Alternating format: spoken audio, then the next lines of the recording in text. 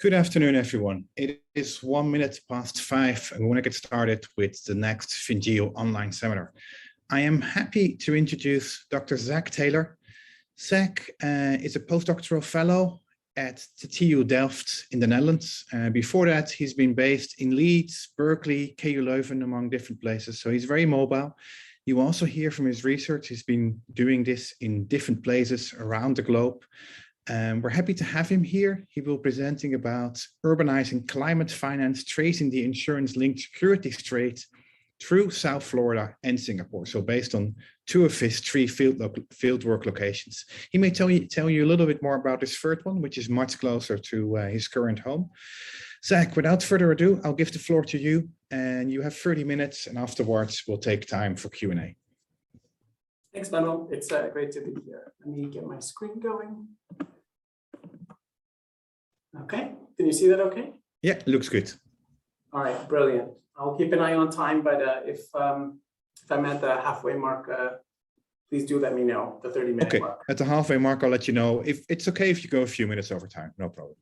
Okay, brilliant. Well, thanks again, and thanks for having me. It's a pleasure to be here. A bit surreal, as always. I'm still not quite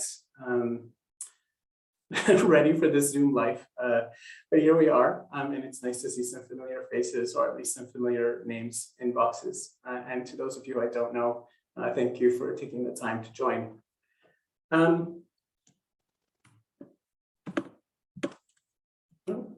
I would like to begin this talk by recalling a moment at the 2019 Singapore International Reinsurance Conference held at the Marina Bay Sands Hotel, pictured here.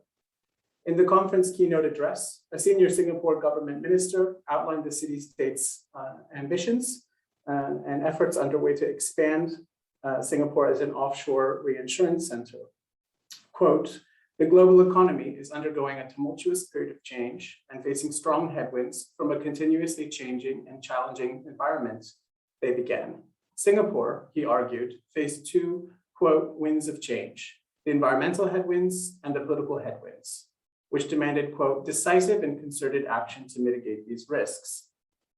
The property catastrophe reinsurance industry, by, quote, combining its risk financing capacity with its risk mitigation capabilities, can play a huge role in managing these risks, the minister contended. He in turn outlined a number of reinsurance market development initiatives underway in Singapore, many with direct state support, including the launch of a new insurance-linked securities trading center. Insurance-linked securities, or ILS, transform insured risks into an investment asset class. Similar in design and structure to a mortgage-backed security, ILS serve a dual purpose. On one hand, they transform insured risks into an investment asset class, providing an attractive source of collateral for capital market institutions, largely but not exclusively pension funds. The Dutch pension fund PGGM is among the most active pension fund buyers of ILS, for example. On the other, this investor capital provides a form of reinsurance, or insurance for insurers. It offers a capital reserve that insurers can draw on to pay claims in the event of a high loss, low probability disaster, like a major US hurricane, an Australian bushfire, a Japanese typhoon. Now roughly a quarter of a century old, ILS instruments and the broader universe of so-called alternative risk transfer are increasingly positioned by state figures like the Singapore minister, multilateral institutions including the World Bank, and philanthropies and civil society organizations like the Rockefeller Foundation, among others, as a key means to secure the capacity of capital markets to finance new and expanding horizons of catastrophe risk. ILS represents a modest but growing share of the global reinsurance industry, which collectively finances over $500 billion of catastrophe exposure annually.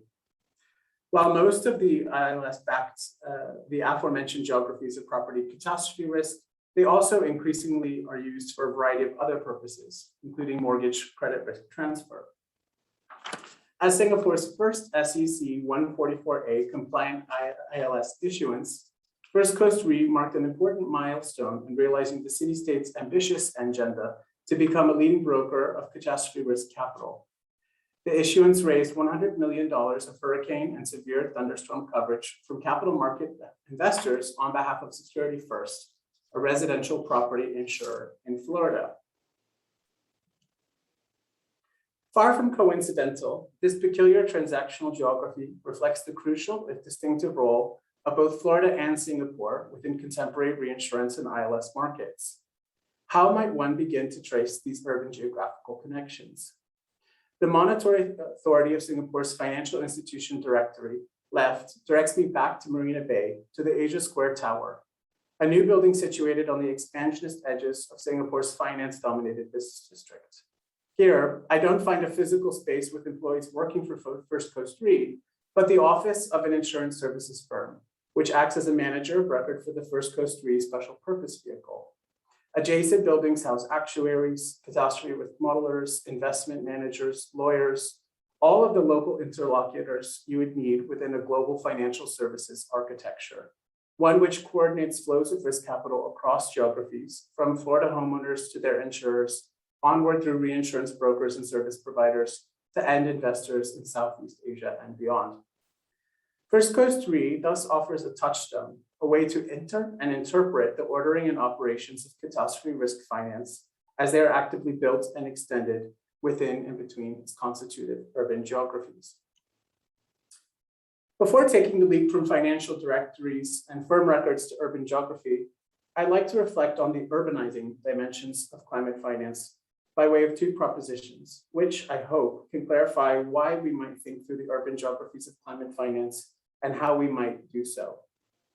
First, to urbanize climate finance requires us to center climate finance in relation to a great many and constitutive urban geographical sites of knowledge construction and translation, of rollout and spatial intervention, of rent seeking and redistribution, of contestation and frustration.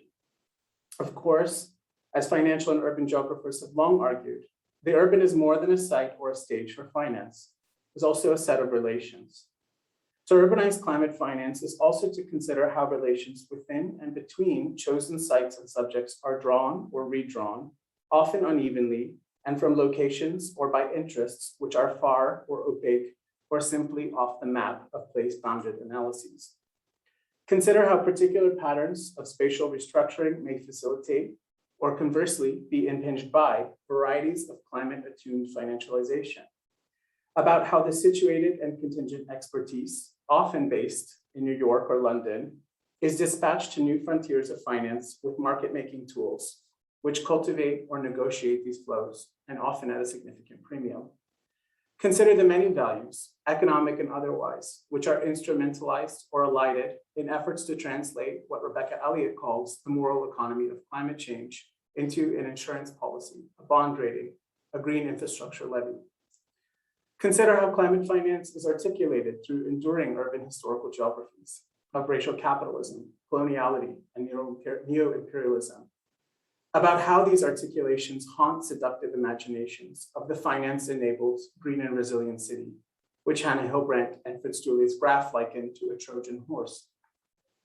Second, and by extension, contending with the urban contours of climate finance brings us into contact with the ambiguities of the climate dimension of finance and the urban dimension of climate finance. On one hand, this demands engagement with the limits of existent knowledge related to climate futures, to the realm of contested models, methods, frames, and other assumptions about how the future environment might look, and about how this future might in turn be translated into actuarial calculations or engineering schematics or public plans to be financed. There are real stakes, distributional and otherwise, in these battles, yet access to and influence over assemblages of such knowledge remain fragmented, unequal, uneven. On the other hand, there is a tension in purpose. Are we assessing how finance is mobilized to address climate, or are we looking at efforts to secure finance from climate? When does all finance become climate finance in this context? As Nora Robin emphasizes in her recent work on community savings and energy efficiency projects, this requires us to pluralize our understandings of climate finance, to look beyond large institutional programs or codified climate finance instruments to the everyday patterns and power relations through which resources are pooled and the work of adapting to a climate-changed world gets funded. Thinking through climate finance from the urban sheds lights on these frictions, barriers, openings, and opportunities. With these ideas in mind, For the remainder of the talk, I trace the roles of ILS through South Florida and Singapore before synthesizing a few overarching reflections that sit between this case and the broader project of urbanizing climate finance. Reinsurers often characterize Florida as the peakest of peak peril property catastrophe underwriting geographies due to the exceptional concentration of insured wind exposure in the state. Swiss Re estimates that a single major hurricane landfall in Miami could generate insured losses of up to $180 billion and economic damages far greater. To manage this risk, insurers collect substantial volumes of policyholder premium from millions of Florida policyholders each year. In 2018, Florida retail insurers directly earned more than $10 billion in premium, dollars, I should say, covering more than $2 trillion of statewide residential exposure. Florida insurers in turn cede large shares of premium onward to reinsurers in exchange for coverage for catastrophic loss events. In previous work, I estimate that roughly half of all premium earned by a core subset of Florida residential insurers flows to reinsurers, for example. In this way, the Florida city serves as an exporter of risk to global risk capital markets. The relative global market position and size of the residential insurance business in Florida can first and foremost be located in the state's crisis-prone mode of urbanization. In the post-World War II era, real estate became a core driver of the state's economy, the profitability of which has generally exceeded long-standing concerns about the state's ecological fragility, hurricane and flood-prone coastal geography in particular. Over this horizon, local growth machines took root, which became structurally reliant on sustained real estate development to generate property tax receipts, real estate-related jobs, and related service sector employment. At the same time, a variety of US federal government programs and regulations subsidized post-war urbanization through growth-inducing and environmentally risk-shifting infrastructures, through the widespread but not universally accessible expansion of mortgage markets and other spatially redistributive practices, which disproportionately favored coastal Florida and other Sunbelt states.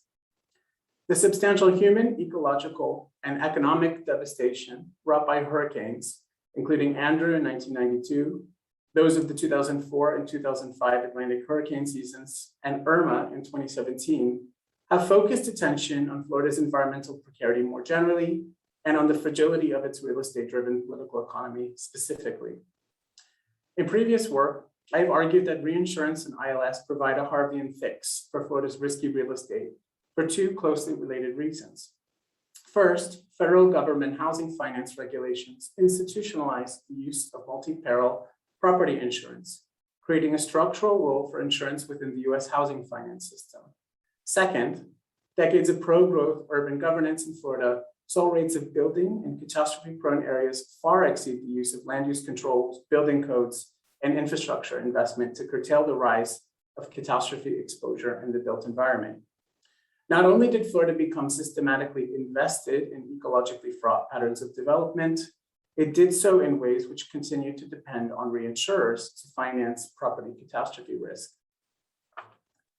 Of course, the Florida insurance market has presented industry-defining challenges to global reinsurers and state public policymakers alike.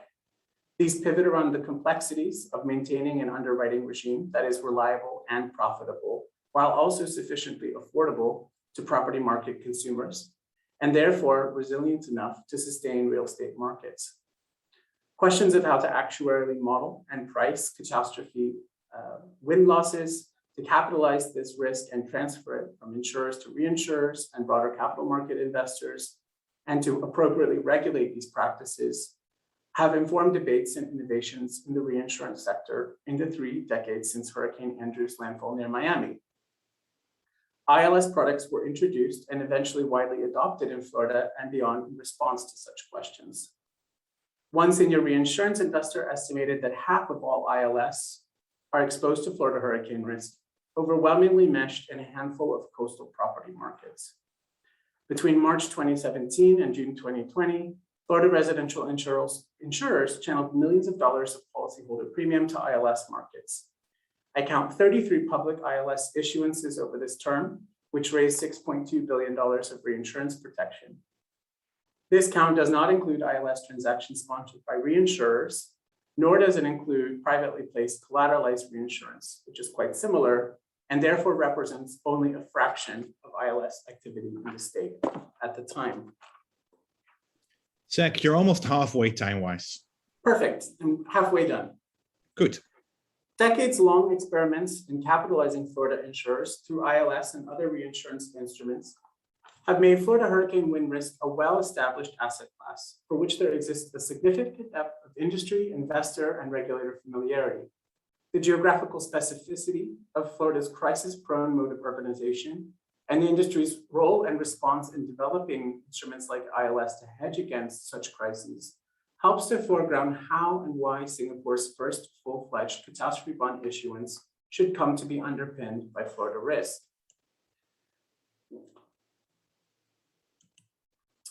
Surveying Singapore's glass and steel skyline from a high-rise conference room back at Marina Bay, a reinsurance executive recounted before me the collaborative efforts of state and industry actors to construct a local ILS trading center in the city-state. He detailed how, over the course of years of dialogue and the rollout of market-making infrastructures, a foundation was laid for the first ILS issuance. Legal frameworks were retooled to accommodate a new special purpose institutional structure, while regulatory frameworks were revised to make oversight and compliance streamlined and cost-effective for issuers and investors. An array of professional service providers had to be recruited or trained. A new state-funded grant scheme was launched to attract issuers and to offset the frictional costs of issuing a transaction in unfamiliar territory. Asian regional investment managers had to be thoughtfully introduced to this new asset class and courted for future deals. First Coast Re and 6 transactions which followed between mid-2019 and mid-2020 represented a crucial proof of concept, a symbolic and strategic benchmark within a larger play to cultivate an expanded role for Singapore as a broker within global catastrophe risk finance circuits. There are at least 2 drivers of this agenda. First, catastrophe reinsurance and climate finance related services are seen by aligned state and market actors as a means to grow the scope and scale of Singapore's International Finance Center. As Karen Lai and others have documented, financial services comprise an increasingly important driver of Singapore's unique state capitalist economic development model, growing from 4.6% of GDP in 1965 to 13.3% by 2020. Reinsurance is one of several financial subsectors which have registered state interest and investment in recent years, ranging from fintech to Islamic finance. In line with this strategy, select manufacturing activities have been gradually relocated to neighboring countries, yet often under the control of Singaporean enterprises, in favor of cultivating higher wage service sector employment. Advanced producer services, including reinsurance-related providers, also comprise a significant source of demand for grade A office space, the sustained development of which is an important feature of Singapore's unique property-driven state capitalist model, as exemplified by the position of Asia Square Tower at Marina Bay. Absent the need to finance large volumes of domestic property catastrophe exposure, as in Florida, Singapore-based reinsurance institutions specialize in brokering risks across Asia and Australia. In 2018, Singapore's hub wrote $12.8 billion in gross premium, more than half of which was in property. More than a third of this premium came from mainland China, with Japan and Australia also contributing over 10% of the volume each. Yet the extent of reinsurance activity in Singapore remains modest in comparison to larger reinsurance hubs like London or offshore leaders like Bermuda. In 2017, for example, London earned $110 billion in premium, roughly 10 times that of Singapore. Long-term visions for Singapore's reinsurance center therefore tend to focus on exploiting the city-state's access to Asian risks and Asian capital. Reinsurers argue that the combination of growing climate risk and high economic growth in the region has yet to be matched by the rate of property reinsurance take-up. In this context, expansionist efforts in Singapore may be seen as one of several broader industry-led maneuvers to extend reinsurance underwriting across Asia. At the same time, the ongoing rise of an Asian investor class is seen to represent a vast pool of capital that can be deployed as reinsurance capacity through instruments like ILS. Singapore's reinsurance proponents have sought to meld these elements by expanding the offering of products and services available, including direct support for ILS issuance and related investment management. One Singapore-based reinsurance executive hypothesized that Singapore's market makers sought not to rival London or Bermuda, but instead to provide high value-added solutions for specialist needs. The executive likened the Singapore ILS strategy to a private jet, one able to seat only a handful of precious customers, with each issuance representing one seat on the jet. The development of ILS markets also arguably advances a second political economic agenda for the city-state, one rooted in securing regional stability through catastrophe risk finance. Singapore's economic development strategy has long been informed by recognition of the city-state's precarious geographical position. While this may be acutely true in the case of risk finance, given that neighboring Hong Kong has also set out to develop an offshore ILS hub, it also broadly applies to the future position of the island nation, which relies on neighbors for the most essential economic inputs, including water, food, and labor. The expansion of Singapore's advanced producer services economy also hinges on the continued political and economic stability of neighboring countries, given that a significant share of regional economic activities are underwritten by Singaporean enterprises or coordinated by Singapore-based finance. In this context, the economic regionalization goals of Singapore are intimately linked with anxieties about state security. The expansion of Singapore's reinsurance center aims to sustain these transnational and intra-regional ties in the face of catastrophic disruption due to climate risk. Parallel to efforts to draw ILS issuance and investment through Singapore, the state and reinsurance institutions have co-sponsored research on Southeast Asian regional catastrophe risk modeling at Singapore universities. The Singapore government is also a host of and investor in the Southeast Asia Disaster Risk Insurance Facility, a World Bank-driven sovereign risk pool, which aims to raise risk capital on behalf of ASEAN nations without large retail insurance markets.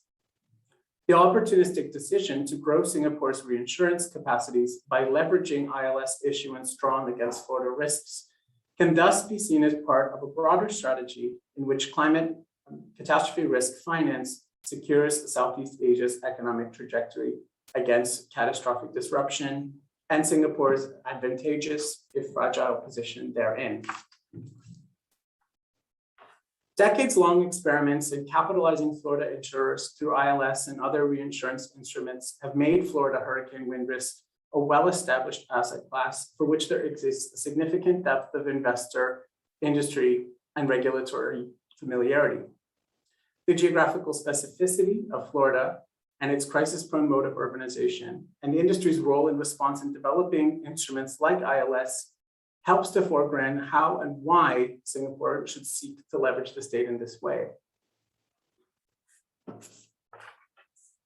The case illuminates how risk capital markets emerge and expand through disparate yet interwoven ecological, political, and economic dynamics within and between urban geographies. While South Florida continues to serve as an industry-defining exporter of insured wind risk to be marketized or otherwise managed through reinsurance, Singapore has emerged as a key center for brokering such risk for new investors as part of a broader strategy of leveraging finance to secure the state. Actors operating within and between each context cultivate reinsurance in response to a plurality of considerations, ranging from anxieties about the insurability of growing property catastrophe risk and the search for a safe haven for collateral seeking capital, to the need to preemptively secure particular regional and sectoral relations against disaster and devaluation. With an eye to time, I'd like to offer a few summative meso-level reflections on this case and how it speaks back to some of those larger propositions I explored with regards to the project of urbanizing climate finance. First, we see how circulations of tools and techniques work to secure or extend reinsurance geographies. ILS and the catastrophe risk models used to marketize risks therein play a constituted role in making transactions like First Coast Re viable. Yet, as both Ian Gray and Jessica Winkle and I have variously argued, their origin and adoption remain rooted in specific and contested geographical sites and practices. Models must be continually adapted to enable their deployment across new regions and perils, co-evolving with industry investments in data capture and synthesis to tap or induce new market demand, advancements in scientific understandings of particular geophysical risks, and changing non-financial stakeholder perceptions of models and their appropriate societal uses. In Singapore, state and reinsurance industry figures are co-sponsors of scientific research, which seeks to translate risk science and existing actuarial capacities to the valuation of as yet under-marketized perils in Southeast Asia. A history of ILS and its uses could be drawn along similar lines, as instruments have been developed in relation to underwriting capitalization issues in troublesome submarkets like Florida, and in turn retooled for a variety of applications, including those beyond the horizons of natural disaster risk finance. Continued attention to the geographies in which actuarial technologies are assembled, adapted, or abandoned can provide a fruitful line of analysis for understanding risk capital market transformation. The case also underscores how the analysis of risk capital flows can serve to reveal where and how climate finance institutions meaningfully shape material ties within and between urban geographies. First, Coast Re and other ILS organize disparate risks and capital flows to address multiple and contingent aspirations or practical challenges. Not only do ILS products open up a new horizon of accumulation for institutional investors, they also enable fee-seeking financial services firms to capture economic value from risk management services like brokering and modeling, the activities and returns from which undergird the wealth and power of international financial centers like London and Singapore. At the same time, ILS represents a promise to pay to insurers and their policyholders, the confidence of which underwrites a broader range of financial and non-financial activities in cities. From residential mortgage lending to public sector fiscal capacity, South Florida's real estate economy depends on access to increasingly expensive reinsurance risk capital. As I argue with Manuel in forthcoming work, rising homeowners insurance costs are an increasingly important vector of housing unaffordability, particularly amongst cost-burdened homeowners.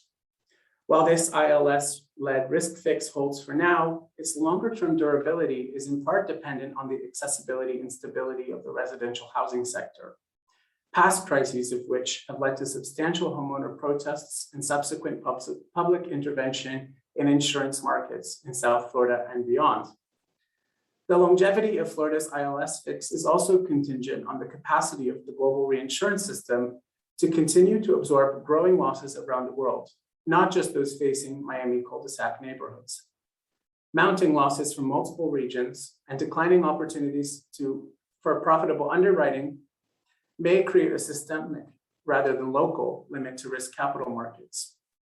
As such, following risk capital flows through market geographies reveals crucial points of tangency and interdependence between and within political, economic, and ecological dynamics, which shed light on the structural importance of finance, but also on new or unexpected limits to its extension in a climate-changing world. As scholars of financialization have long argued, and this is the final point, attention to shifting state engagement also illuminates key geographical presences, absences, and varying purposes of the state in mediating climate finance. The Florida and Singapore contexts reveal multiple examples of entrepreneurial state intervention and supportive reinsurance markets in the service of quite distinctive political and economic projects. Florida's state-owned Citizens Property Insurance Corporation has been the most prolific, one of the most prolific ILS issuers in recent years. Public insurers in Louisiana and Texas are among other early issuers in Singapore. Beyond issuing ILS, Florida state agencies also directly invest in ILS and shape private insurer demand for reinsurance through the regulations, subsidies, and guarantees, all in service of stabilizing the property state. While state strategies actively seek to extend reinsurance markets to further public policy agendas, it is important to recognize that inherited policies, enduring spatial path dependencies, and evolving state capacities can also normalize or otherwise enable specific climate finance patterns, logics, and outcomes. Understanding and integrating our analysis of urban climate action with an understanding of finance and vice versa is crucial to unlock greater insight into the contours of power and possibility in our financialized urban era, to uncover opportunities to contest, integrate, or otherwise reimagine the role of the state and capital in confronting emerging climate disruption.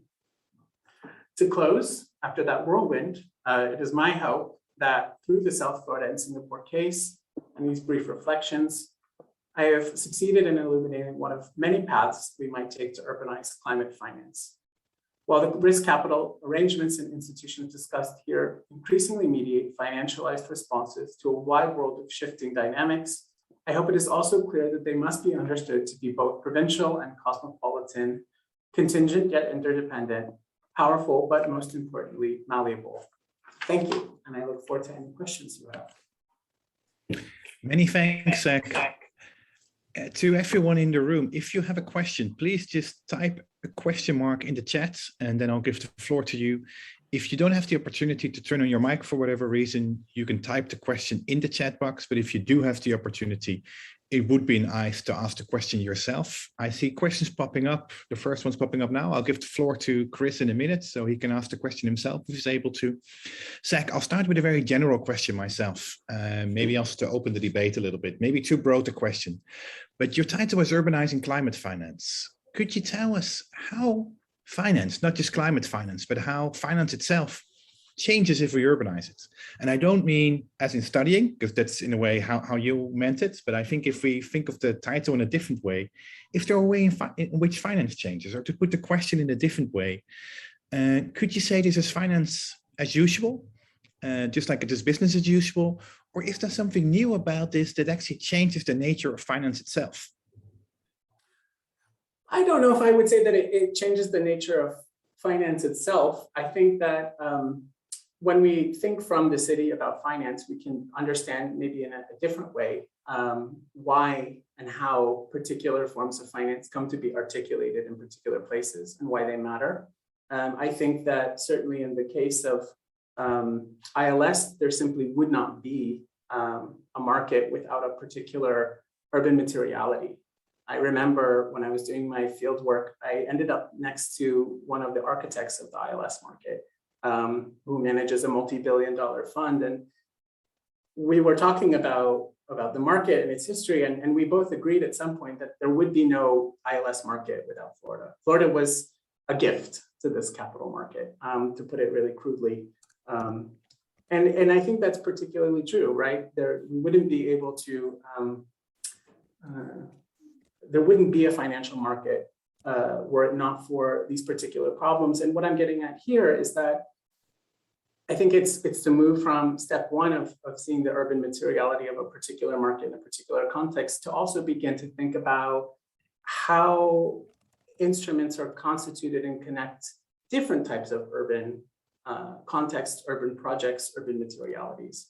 There is a sort of a way that these tangential, interlocking, yet somehow still distinct things are happening. And we need to begin to think about that, right? We can't understand how Florida addresses climate risk without understanding things like how and why Singapore is interested in feeding capital into this market. And I think that it's a great intellectual challenge for people who study finance, people who study cities, and people who study climate, right? We need to understand how and why it is financial markets come to be articulated in relation to particular places, often in faraway and opaque ways. I hope that answers your question. Is it something entirely new? Not necessarily. I think a lot of folks who are here will recognize a lot of parallels with their work. You know, this story of financialization and marketization is not necessarily a new one. I think what is new here is, again, how do we make sense of these interconnections? How do we intervene in them, given the sort of scale of the challenges we face and the urgency? You know, COP is next week, so you know it's on the agenda. Okay, thanks, Chris. Thanks, Zach. I'll give the floor to Chris now for the first question from the audience. Thanks, Zach. Great talk. I really enjoyed it. It sounds like Florida serves as a a kind of paradigm in your story, and probably is a real paradigm in the world for the finance sector. I'm just wondering if you could talk a little bit more about what we could learn about other places that may be similar to Florida, or maybe aren't similar to Florida, at least yet, and how we could compare them or think about them differently. Thanks. Yeah, that's a tough question, right? I would like to be a good geographer and be very careful about the extent to which I think of something as being paradigmatic. But I will definitely say in this case, Florida is a real market-making geography. Certainly in the case of ILS and a lot of climate finance in general, it's a point of reference. And I can think of other examples within the broader universe of finance where Florida is that key referent and point of citation. And I think there is something important to recognize in that, but also in terms of how we come to frame our understanding of the problem, how we sort of cite places. There's a lot to be said about how problem framings travel from one place to another, and something about that geographical nuance gets lost. I think that there's a lot of different ways to take up the second part of the question that you posed, and that's something that we're working with in the Urban Climate Finance Network. We're convening later this week, actually, 17 of us, to do work on urban climate finance from different geographical perspectives, everywhere from Philadelphia and green schools to ecosystem-based adaptation finance in the Philippines. And what we're working on is building out this sort of relational vocabulary, right? How do we think across instruments, but also questions of justice, state intervention? What are those points of tangency and comparison that allow us to address some of those questions? So it's an ongoing conversation, and I'm really, really looking forward to how we'll be able to intervene collectively through those conversations. So stay tuned. Thanks again, Zach. And the next question is by Darek.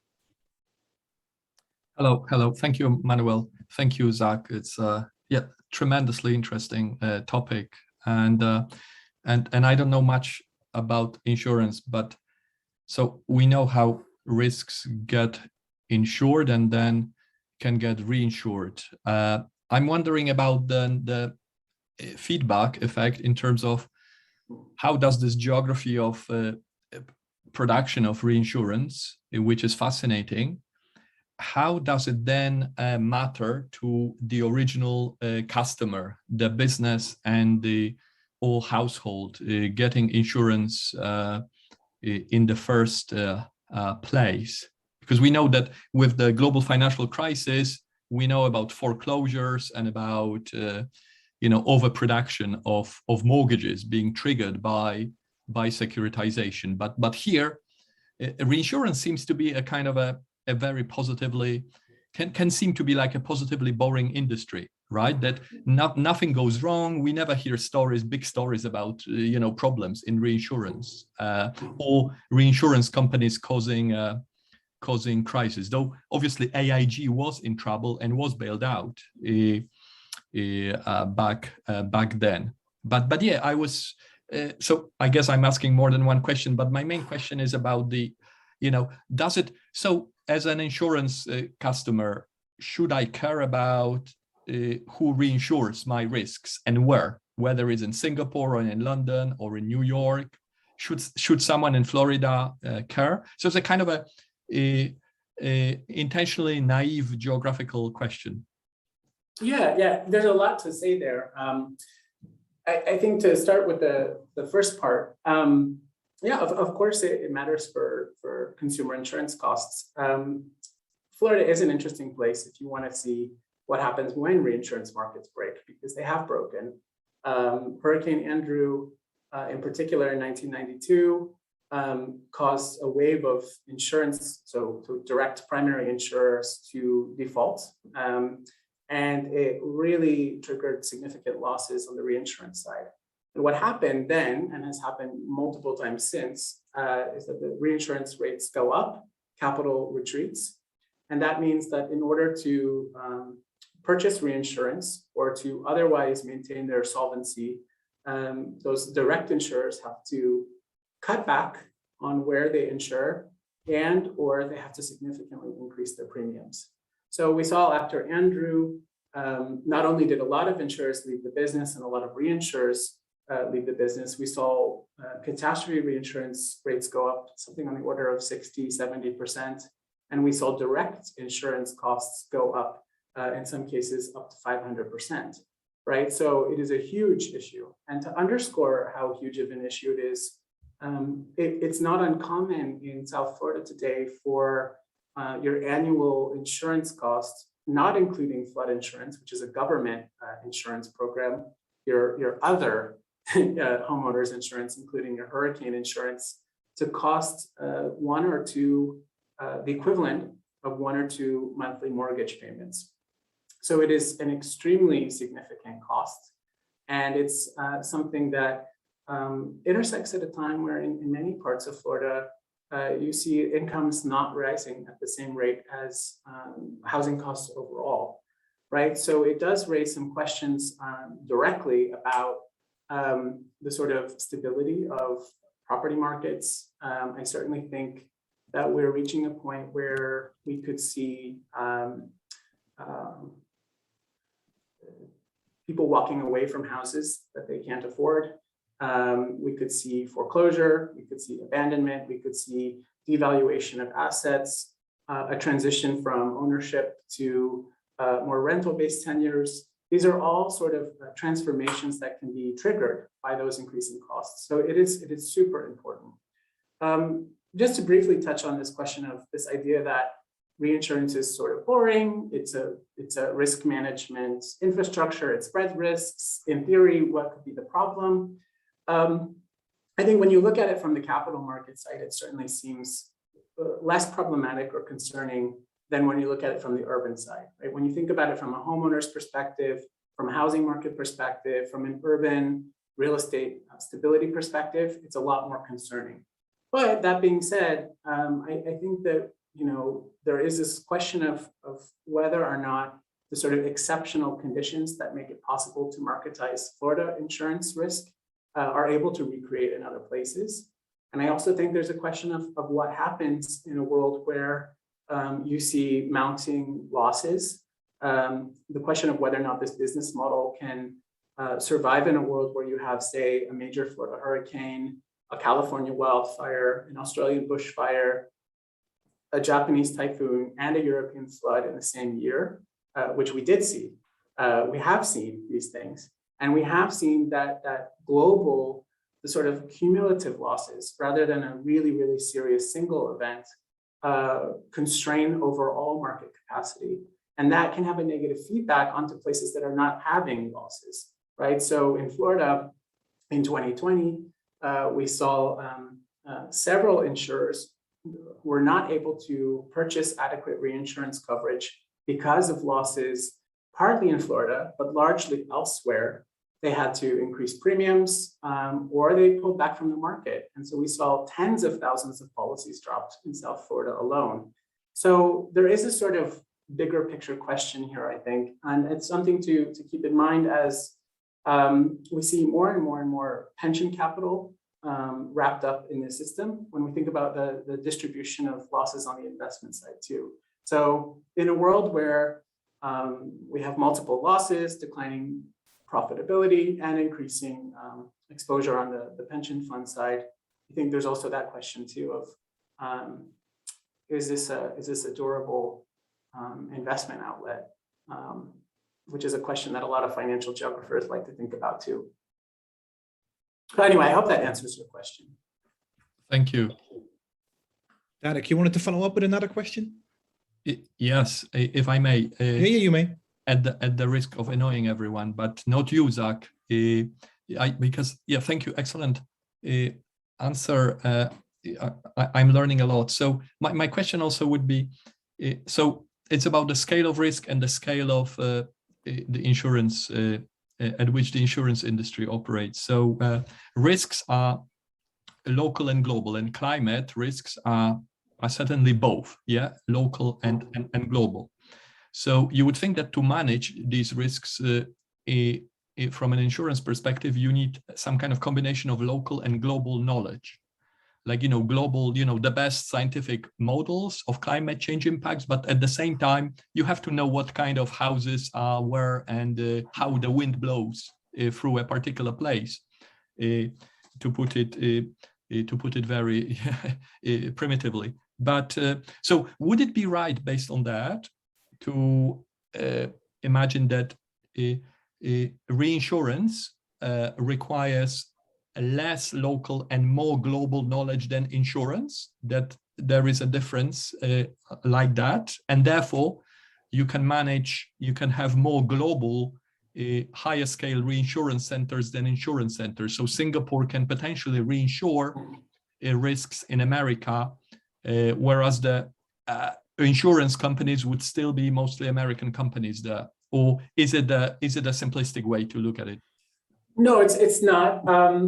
Many, but not all, primary insurance companies are, they're not kind of engaged in the scientific and policy lobbying and investment and innovation that I'm talking about. It's mostly driven by reinsurers and by catastrophe risk modelers, which provide models to different regions that both insurers and reinsurers use. So those are really where the sites of expertise on this particular topic are held. Now, there are certainly really interesting examples of how primary insurers operate in local markets and sort of not just brokering policies, but brokering knowledge, right, about how and why the global market is working the way they do. But in terms of that scientific innovation, yeah, that's really something that the capacity to exist, exists.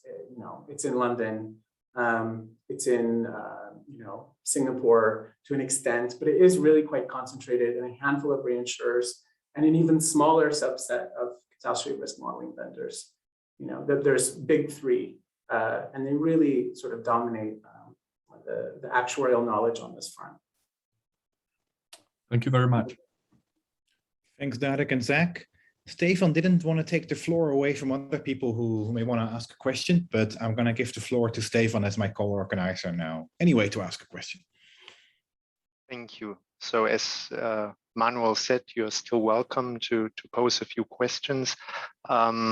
Just one brief question, Zach. When it comes to literature, the orbit of financial geography is really broad, and I think you mentioned a few names you drawn I wasn't familiar with. So maybe you can just outline briefly again how certain authors that may be less familiar or in the core field of financial geography have helped you to think through this topic. Obviously there's the specter of Manuel is haunting this talk, and we collaborate on this issue. So I have a lot to thank him and to the research group and Leuven for listening to versions of this presentation before. There's these sort of budding non-financial groups of people, some of them geographers, some economic sociologists, coming from different perspectives, and I think realizing in different ways that we have to understand finance. I'm definitely an accidental financial geographer, right? I'm an urban planner.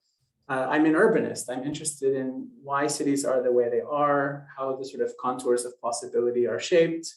And I am also a child of the financial crisis. And so I realized early on in life, not just in my academic career, that I had to understand finance. And that's how this project was born. And I think a lot of the scholars that I'm drawn to are on similar journeys, right? They're coming from different trainings, and they're trying to find ways into understanding finance. So there's the aforementioned Urban Climate Finance Network. I cited the work of a few of my collaborators there, which is an open network. And between the conveners, our workshop series, and our master classes, there's about 50 of us, and that's open to all. And we see in that context a really wide geographical basis. There's also this growing subset of what you could call critical insurance scholarship that comes from public policy, economic sociology, geography, comes together to think about this. So the work of Kevin Grove, Lee Johnson, Jessica Winkle, Rebecca Elliott, all doing, I think, really important work coming from different angles. Kate Booth, I could go on. There's quite a few. So I hope that answers your question. But yeah, I certainly come from this as an urban planner, as an urban geographer, who has tried to find scholarship, ideas, debates that allow us to bring these things together. And that's where I'm coming from. Great, thanks. Thank you also for that question, Stefan. And then we have one more question that just popped up in the chat from Maya. Maya, are you able to turn on the mic? Yeah, thank you. Great. So great talk, very interesting. I was just wondering, briefly at the end, you sort of mentioned about the possible risks of pension capital being invested in these sort of reinsurance networks. And I was just wondering if you could speak more about that briefly. Yeah, I think one of the premises of ILS is that it's not correlated with the ebbs and flows of the so-called real economy, right? So it's a beta, and that it's a good way for pension funds to diversify their portfolio. You know, and I hear all the time things like if every pension fund put 5% of their portfolio into reinsurance, we could grow the amount of capacity in this market. I mean, I've heard all sorts of numbers many, many times over, right? And so there is this sort of very seductive idea that if we get a little bit creative, we can continue to leverage capital to absorb risk. And I think in one way that is seductive and somewhat comforting when we think about how we manage risk in our financial system now, perhaps. But I do wonder, to my point earlier, in a world of potentially uninsurable risk or unprofitable risk, that we might reach a watershed moment where years with particularly bad losses really burn capital markets and pension funds in particular.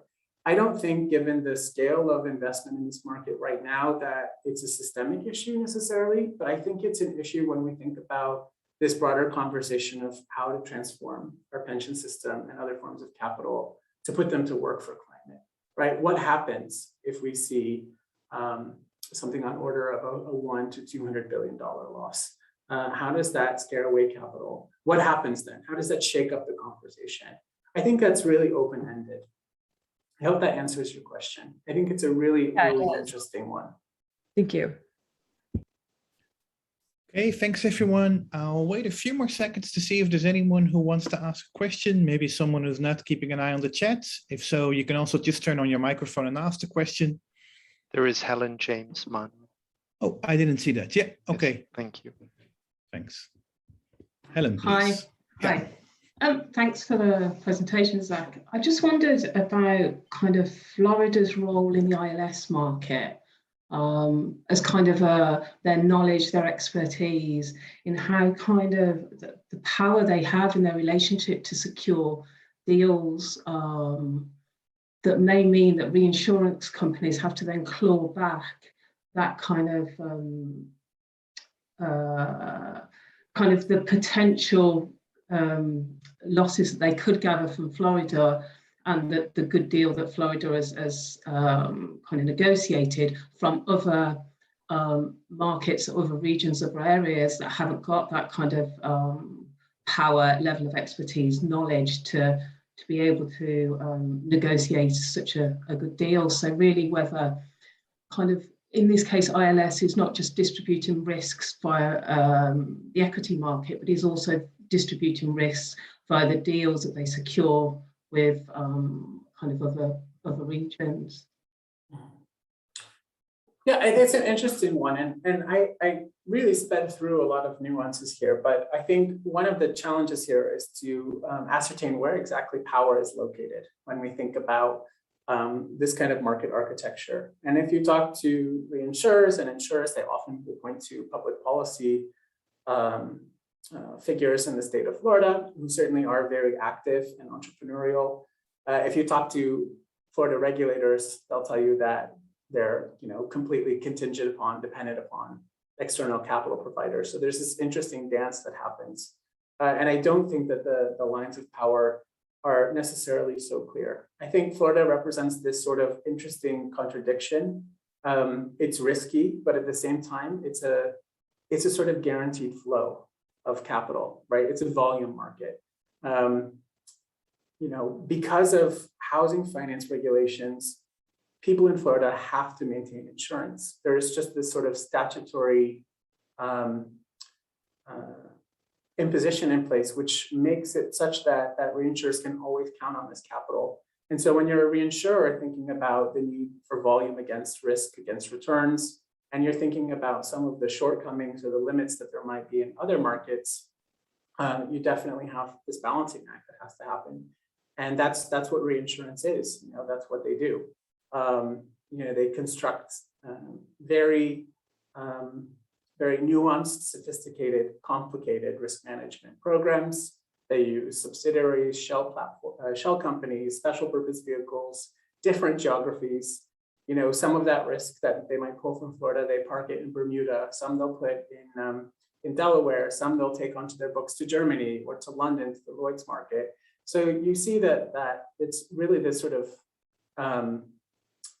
very interesting dance that goes on. And when it comes to moments where there are severe losses, they will retreat from Florida if they can't get the premium increases they want. And it's a constant negotiation with the state of Florida and with other regulators, because at least in the US context, where insurance is regulated at the state level, which is very unusual, I think, state regulators have the authority to approve or decline those rate increases, right? So there's just this constant negotiation that's happening.